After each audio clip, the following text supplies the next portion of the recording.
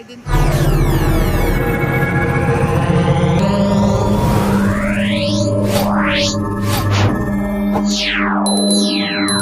Morning, ma'am. Ano po ba ang sitwasyon ngayon dito?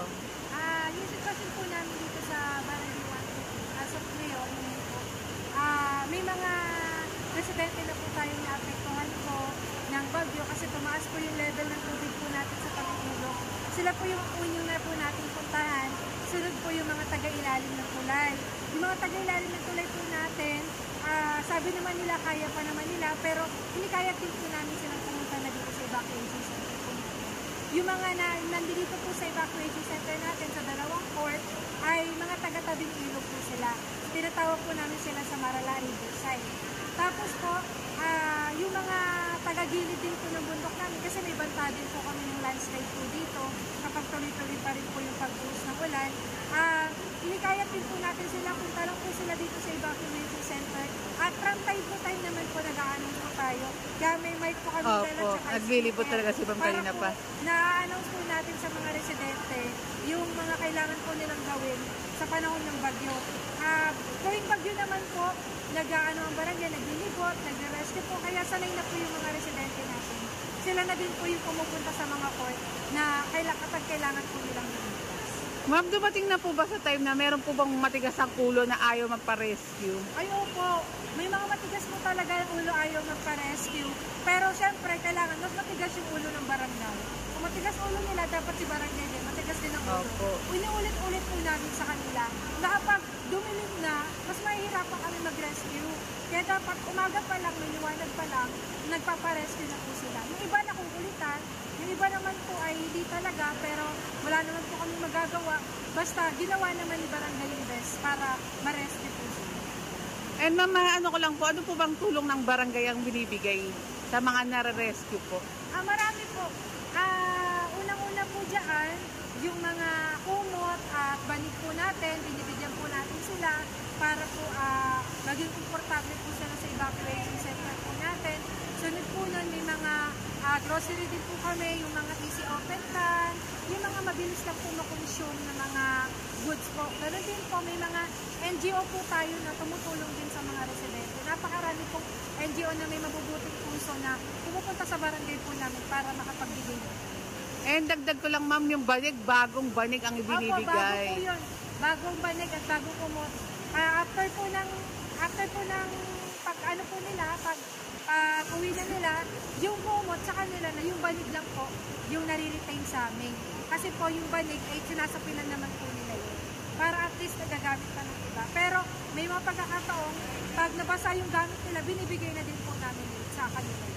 Ma'am, tanong ko lang po follow-up question lang po dun sa sinabi nyo kanina na easy open can yung mga binibigay nyo. Paano naman po yung rice kasi wala naman silang kalan na pagsasaigan. Paano po kaya yung rice? Sa rice naman po, may naman po lutuan din naman po ang barangay. May nakakapag-provide din po ang barangay ng mga pagkain po nila sa pang-araw-araw. Ganon din po, sabi ko nga po sa inyo, maraming mga NGO ang nagtitiwala din kay barangay. Nagbibigay din po sila ng mga pagkain na po pwedeng ibigay sa mga residente po natin. Kaya hindi po sila nagugutuman dito. Kumbaga para po yung mga nire-rescue po namin, hindi po sila nadadala magpa-rescue. Kasi bukod sa sagana sila sa ayuda, komportable sila, sagana din po sila sa pagkain. Ma'am, follow up lang po. Tanong ko kasi napansin kong itong Smoky Mountain ngayon parang mas bumababa. Napansin ko parang humuhupa siya ano po ba yan? Dahil ba sa landslide yan? O ano ba ang dahilan? Bakit ano? Opo, sa totoo lang po, sa paglipas po ng panahon, yung mga paulan-ulan po natin, lalo na pag tuloy-tuloy, marami pong landslide kaliwat kanan po yan. Kaya po yan ang inaantabayanan namin, yung mga landslide. Sa ngayon po, wala pa naman po tayong naapektuhan ng landslide, wala pa naman tayong naapektuhan, pero tinitingnan natin kung may mga lugar na landslide para at least alert po natin si barangay. Dito sa area na to may landslide na. So dapat naka-rescue na lahat.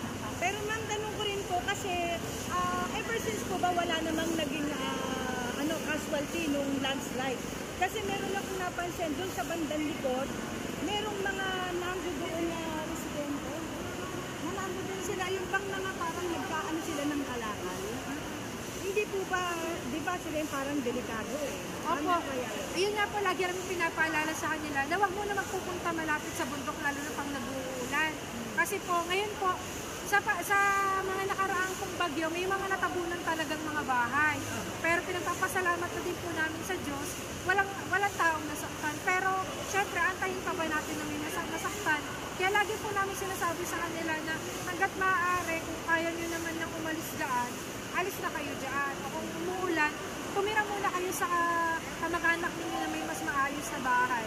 Kasi hindi natin alam ba kagabi, sobrang lakas ng ulan, gumuho. Kaya po, nakaantabay po kami dun po sa mga pag-uho. Ma'am, isang tanong pa po, kasi nung minsan napunta ako dito, meron akong nakitang puno na nakabagsak na.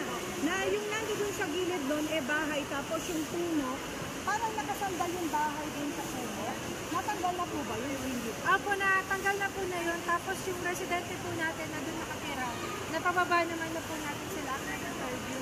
Pero wala naman pong casualty sa kanila. Yun nga lang yung bahay talaga nila. Kahit parang napunta sa pinaka-gilid, sa edge na nakabangin na po. Kaya in-advise po natin sa kanila na umalis na po doon. Kaya kasat na para lumipat na po sila ng area. Saan po sila? Saan lumipat na po sila pala? Apo, sa mas ahead pa po doon. Parang pinupunta-puntahan na lang po nila yun. And paalala po sa ating mga kababayan. Ayun po, paalala po namin sa mga kababayan po natin. Sumunod po tayo sa kinauukulan, sa barangay, sumunod po tayo sa mga rescuer dahil nilalaan din po nila yung buhay nila para sa inyo. Siyempre po, gusto namin, ligtas po kayo at the same time at nasa maayos kayong nakalagayan. Kaya po, sana po, kapag wala namang importanteng gagawin sa labas, manatili na lang po sa loob at kung nasa tabing ilog po kayo, nasa gilid ng bundok, magpa-rescue na po kayo para din po sa kaligtasan din po. At gusto ko lang rin po kayong pasalamatan sa mabilis, maagap yung pagresponde sa inyong mga nasasakupan. Maraming salamat po. Ayun po. Maraming salamat din po. Makakaasa po yung mga residente po natin na tikilos pa din po si Barangay Tao. Salamat. Ayan. Salamat din po ma'am dun sa pagpapaulap niyo sa amin kahit sobrang busy ninyo.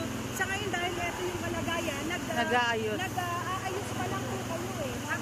Pangalawang evacuation na po ito. Yes po, galing na tayo sa kanina. Evacuation po namin, puno na po. Kaya po pangalawa na po itong siniset up po namin. Opo, yan. Kaya po kahit na talagang sobrang busy nyo na ng pag-aasikaso pero pinaunlakan nyo, pinagbigyan nyo yung amin na pang-istorbo sa inyo. Ma'am, ano pong name niyo, ma'am? Pangalan niyo po. Alma Jelly po, Kagawad po. Ayan, maraming salamat po, Kagawad, sa mabilis yung pagresponde. Salamat po. Barangay 128 Property Emergency Response Manila. Tignan natin yung mga na-rescue po ng Barangay 128. Ito, pangalawang ano na po to, lugar. Dahil yung kanina pinuntahan natin, puno na.